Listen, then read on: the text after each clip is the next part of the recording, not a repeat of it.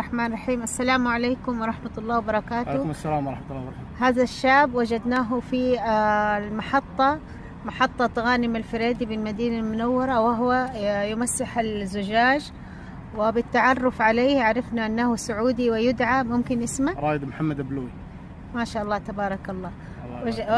سألناه لماذا يعني يمسح السيارات، وكانت إجابته تفضل. أنا أشتغل أي شيء، الشغل مو عيب، أنا أشتغل عندي كذا شغلة مو شغلة واحدة، أي شيء أشتغله، سواء مسح سيارات، أغسل سيارات، أبيع وأشتري، أطلع هنا ولا هنا، أنا أشتغل أي شيء، مو إنه شيء مخصوص مثلا إنه بس أمسح السيارات، عندي أكثر من شغلة والحمد لله الله رازقني يعني.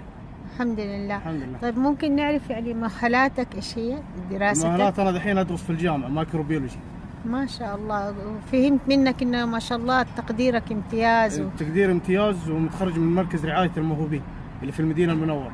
ما شاء الله تبارك الله. وفهمتني انه هذه سيارتك، عندك سيارة؟ ايوه عندي الانترا 2012، وفي سيارة ثانية عندي موقفة عند البيت.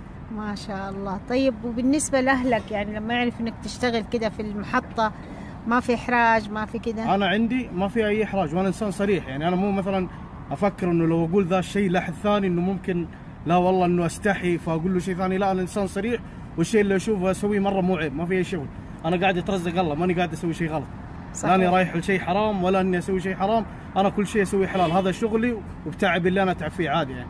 طيب إيش تنصح الشباب السعودي اللي رافض أي عمل حر، يعني يبغى يكون على مكتب وتحت مكيف هو في شيئين. أيوة. إذا نبغى نجي لذا الشيء في شيئين. أول شيء المبادئ اللي هنا ماشيه، بعضهم يقول لا، يعني انا جاتني دوبي قبل شويه سياره قالت لي انت ما لقيت الا ذا الشغل، قلت له ليش؟ قال لي في وظائف احسن من كذا، قلت له ليش اللي احسن من كذا؟ قال لي عندك حارس امن تاخذ 3000 ريال، تمام؟ قلت له طيب انا اطلع من هنا اكثر من 3000 ريال، ليه اروح حارس امن؟ قال لي لا بس انه احسن، قلت له انا ما احس فيها احراج اصلا. اللي مو متقبل ذا الشيء راجع له، انا واثق بنفسي وعارف ان الشيء اللي اسويه صح، يعني حتى لو انت على قد سؤالك قلتي لي اهلي عارفين، انا اقول لهم انسان صريح، اقول لهم انا اسوي كذا وكذا، ومتقبلين الفكره وعارفين اني انا انسان اشتغل في اي مكان.